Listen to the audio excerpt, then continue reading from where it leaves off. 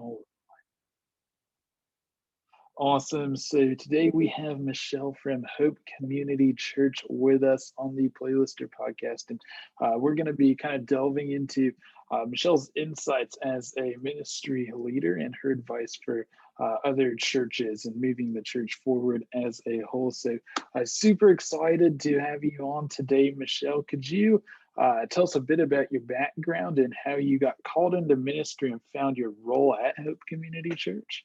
Yeah, well, thanks again for having me. It's like such a pleasure. Uh, so I, like you said, am on staff at Hope Community Church. My title, which one of the jokes we have at Hope is that nothing is constant. So my title has changed quite a bit. But my Awesome. current title is that I am the Kid City Content Specialist. So I write the curriculum for birth through fifth grade. And I got started in ministry actually through volunteering. I started serving in my local church's Kids City or like children's ministry, and I discovered that, wow, I actually really enjoy this. And thought maybe I would go into teaching. I actually went down that route, went through and got my elementary education degree and decided, I love teaching and I love kids, but I don't really think this is it. And so I ended up just through a series of things, ended up working for the church. And yeah, that's basically it. Well, that is exciting and glad to hear it was kind of like a natural fit from the get-go. And pulling on that thread a bit, getting an elementary education degree and starting in like the K-12 environment, what were some big differences between a teaching in a K-12 environment as opposed to church? And what kind of signaled to you, hey, I'd rather work in the church environment instead of the school environment? Yeah, so great question. I actually didn't get to, I went through the degree and did the internships and all of that. And it wasn't until I hit that first internship. I came up through Florida, so it's a little bit different. We're in North Carolina here. But when I Okay. hit that first internship, I was like, I don't know. I just really like talking about my faith and I want to be able to express that. And I just felt like I might not be able to do that to the extent that I would like that if I was in a public school setting. Again, I Mhm. just really enjoyed, teaching and communicating and, pouring into kids, but I just didn't feel like that was the route for me. So the biggest difference there is that, I guess, focus. Um, I wouldn't say I'm desperately passionate about teaching kids math, but I am passionate about teaching kids about the Bible, about God. Okay, I mean that passion is really important because some things like math is like even if you make it as exciting as possible, it's just math. But God is almost like default exciting. Well, and really important too. Not that math isn't important. Math is very important, or else we would not really have the benefits of modern society. But that is awesome to hear. Thank you for sharing that additional insight because I see a lot of volunteers that work day to day in K-12 and volunteer in a ministry setting, but also people like switching kind of back and forth from the roles. So being a helpful, education-oriented personality makes folks a natural fit for ministry. So I know sharing your story will be probably definitely encouraging to people considering making a career transition. Yeah, absolutely. Highly recommend going through education programs if you're going into ministry as well. Yeah. Awesome. Well, duly noted. So, yeah, and then kind of honing in on the thread of education, but educating in a church context. The big paradigm shift recently was that church, much like a 12 education, a lot of the teaching has been in a similar environment for a really long time, meeting in person, talking face to face with the kids, engaging in activities. But obviously COVID changed that in 2020, and now as we regather, it's a mix of both. And as a ministry leader like yourself, especially being responsible for content in particular, you are kind of overseeing creating engaging in-person and online experiences. So how do you manage that? Like, because that has to be a lot on your plate. How do you manage that, and how do you ensure that you are creating those engaging experiences for both settings? Well, I have to say that everything is a learning curve, and I don't know if I've quite, if I'm being honest, gotten over that curve for that online platform yet.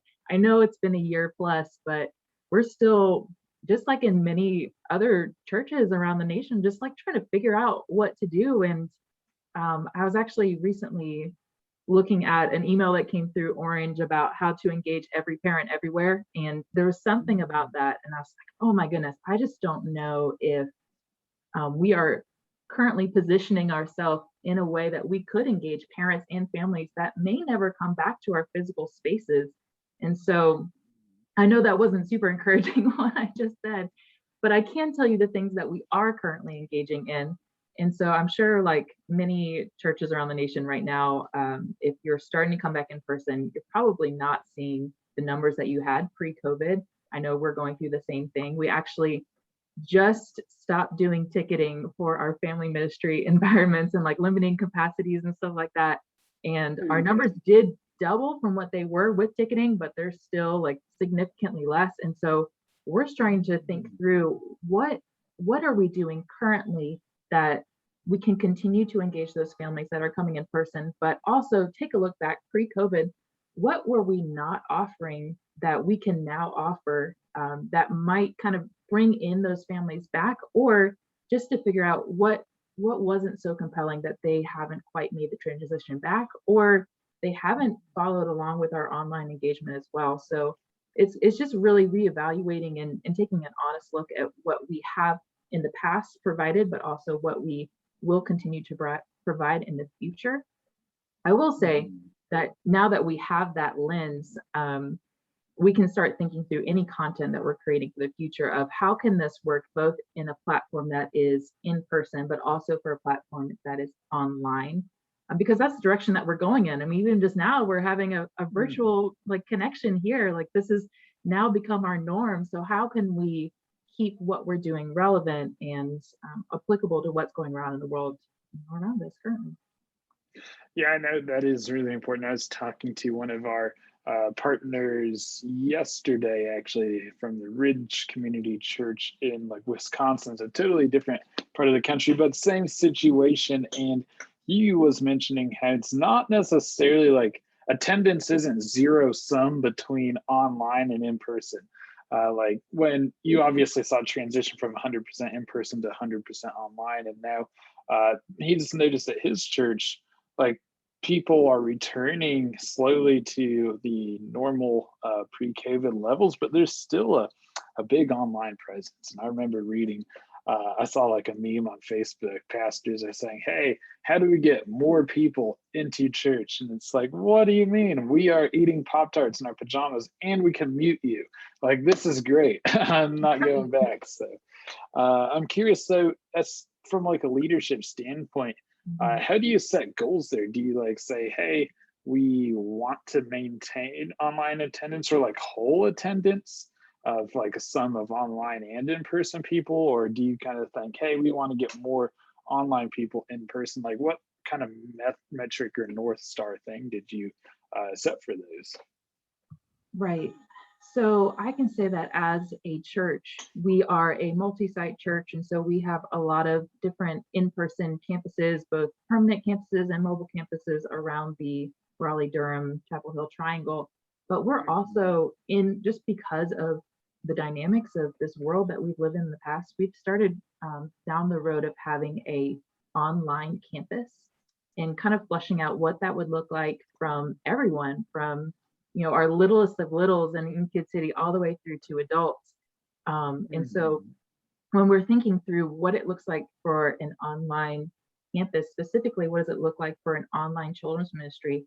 How much of the things that we really value as a church can we echo on that platform? So that would be, we highly value small groups and we value consistency across that. So how can we create an environment where people will want to engage with that, kids will want to engage with that, and they're going to see the same programming that they might see great quality content. They're also going to have a person that knows them and connects with them every week. Like, how can we transfer that? So it's creating the space to do that, it's creating the vision to do that, and also, like from my end, the content to be able to do that. So right now we're still in a kind of planning phase. As I'm sure I'm not alone in this, it takes a massive amount of work. And Ah, you almost need a dedicated person to kind of oversee that. So we're kind of living in that tension now of not having a dedicated person quite yet. So trying to meet in the middle there. yeah, absolutely. And the online, I really like what you said about it being an actual campus, like making a decision that this is a campus. It's not a recording of a service we're posting on Facebook and YouTube. Like this is an actual campus. We're going to dedicate programming and resources and people to work on this and give the best experience, because that does express your values as a church. And that's actually a good segue, Michelle, into kind of the next question I was curious about. I was talking with one of the kids pastors at New Life Church in Arkansas, and he mentioned that one of their core values is excellence, inspires people, and honors God. And so it's really important when you're taking initiative on things like an online campus or something to uh, keep those values in mind. So what are some of like the core values at Hope Community Church and principles that you all operate by? Great question. So I always get these confused, but I'm pretty sure it's the mission. It's the thing that you go out and do. Mhm. But our mission statement is to love people where they are and encourage them to grow in their relationship with Jesus. And a lot of things can fall under the umbrella of that. And our children's ministry mission is the exact same, except we say love kids where they are and encourage them to grow in their relationship. So we filter everything through that lens. That includes volunteer onboarding, volunteer training, how we engage parents, how we engage kids, how we engage kids that aren't here yet. That's one of the things that we talk about a lot at Hope, is that we exist for those who aren't here yet. And that's the idea that um, if we want to be a place where we are a presence in the community, we don't necessarily expect people to come to our physical campus, or eventually our online campus. Like we want to go Mhm. to them. We don't want to become a church or a ministry that's a come and see. We want to go and tell.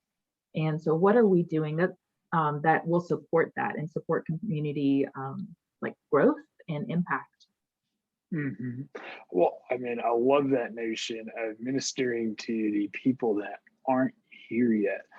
So could you kind of like pull on that thread of like, what exactly, besides the fact that they haven't found you, or maybe haven't found Jesus yet, like, how would you categorize like the folks that haven't heard about or aren't here yet? And what are some strategies you kind of use to minister to those people? Absolutely. So I can give you an example of one way Yeah. that we are currently doing it. We just recently we just like examined the demographics of the Raleigh-Durham Triangle, and we noticed that in Wake County, the county that the majority of our campuses are in, we noticed that there's a huge need between kids that are in the foster care system and the kids that haven't yet been placed in like a permanent Mm-hmm. home. And so we have started something called Fostering Hope, and Okay. we are connecting with community leaders. We're connecting with people who used to be in the foster care system. And we're trying to work with the community, with Wake County, of how can we as the church be the hands and feet. We see that there's a need. If we're called to minister to orphans and widows, like here is a tangible need that we can meet. We have plenty of people in our community that we can either provide homes for these kids, or we can provide a resource for families that are going through the fostering process. And so when we say that we exist for those who aren't here yet, that's one of the ways that we do it. We want to make sure that if we see a need and we see that we can be a part of a solution, we want to go out and do that, even if we don't get props as Hope Community Church. Even if we can partner with other churches, that's actually something that we do a lot, is we partner with other churches in the area. If we see that they're doing something awesome, Mhm. we're like, we want to be a part of that. Or even a church that's not or a organization that's not affiliated with the church. Like if we see those kind of things, we want to be there where our community is. Absolutely. That Fostering Hope program, that sounds outstanding. And, really like the idea of partnering with other folks. And I forget who said it, but there's a great quote, which is, you'll be amazed at what you can accomplish if you don't care who gets the credit. Mhm. So like just, joining hands with everyone in the kingdom and community Yeah. to foster hope is excellent, and it is going to make a like life course altering impact in those children's lives. So that is absolutely outstanding, Michelle, that you are all doing that. And it sounds like doing a great job at it. So props to you for getting that initiative underway. And another good segue into another question I had, which was kind of like, what are some of your short term and long term ministry goals for this year? For this year? Oh my goodness. Or anytime. To say No long term is time like frame. years from now. uh, so I guess I think I've already kind of answered the long term of existing for those who aren't here yet. But if we take that into short term goals, and if we think specifically through Kid City, through our children's ministry, for us, that means that we need to make sure that what we're chasing after is that goal. We don't want to have any sort of distractions to pull us off in all these different directions.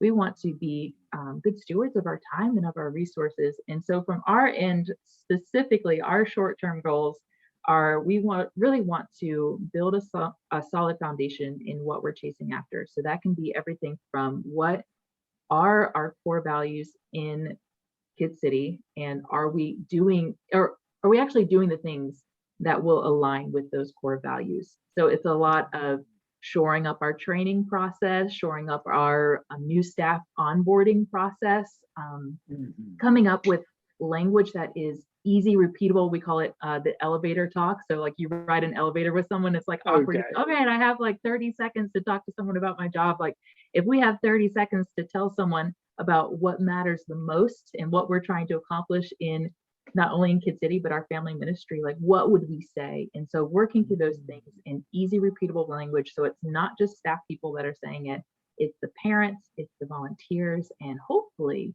the kids as well. And I know that this sounds very vague, but it is just a really visiony way of saying that we're doing a lot of front work right now, Ah, writing things down on paper.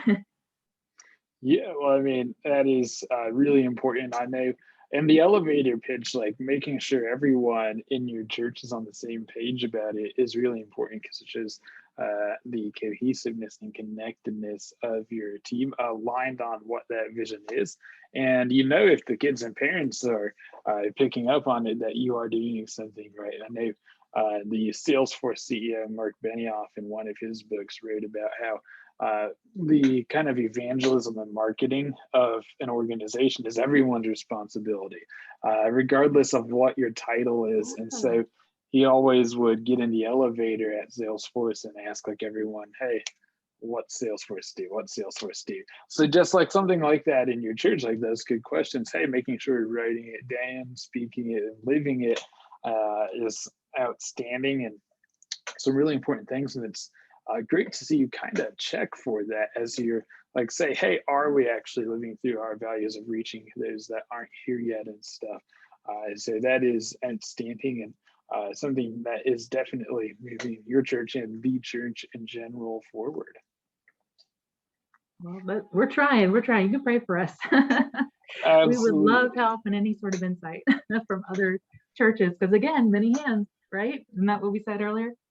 Indeed, indeed. So that is definitely something where it is important to keep in mind. So, yeah, it's been very insightful chatting today, Michelle. What other ideas or advice would you want to share with other kids ministry leaders, whether they're in your shoes or just getting like starting out?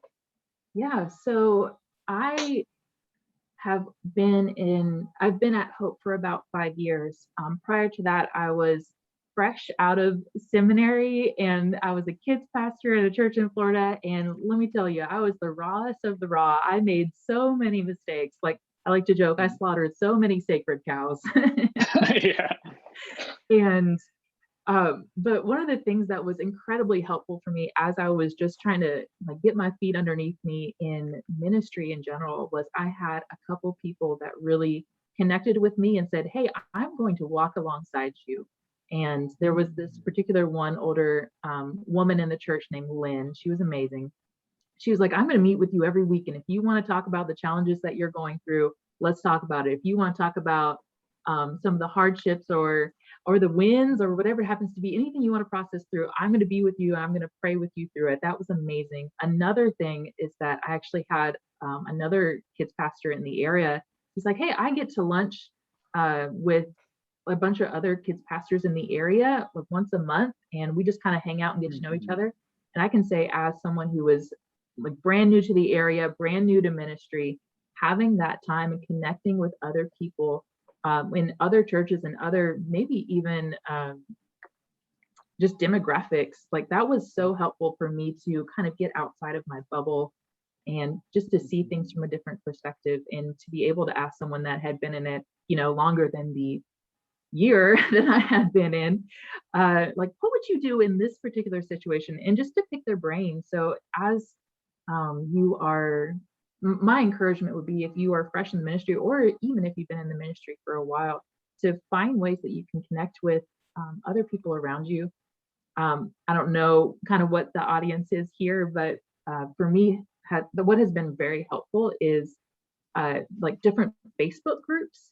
And there's one, there's like the orange Facebook groups, like partner groups, it's 252 Kids.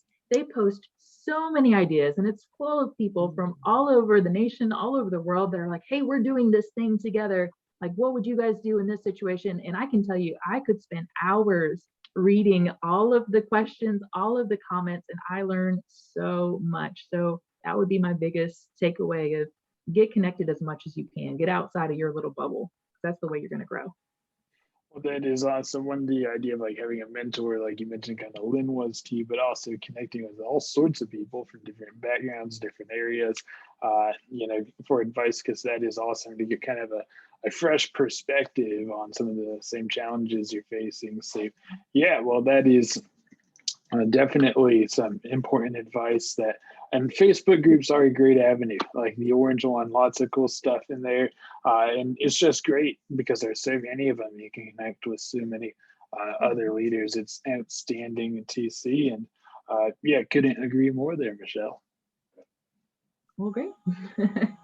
Awesome. Well, that about wraps it up. That's all the questions I could think of today. You've been great to chat with, Michelle. It sounds like some outstanding things are happening at Hope Community Church, especially with the Fostering Hope initiative. So when we start traveling again for COVID, I'll be sure to stop by for a service next time we're on the North Carolina definitely area. Do. Check it all out. But that is outstanding. Thank you so much for joining us again, Michelle. And I look forward to staying in touch. Yeah, my pleasure. Absolutely. Well, thanks, Michelle, and have a spectacular rest of your week. All right, you as well. Bye. Bye-bye.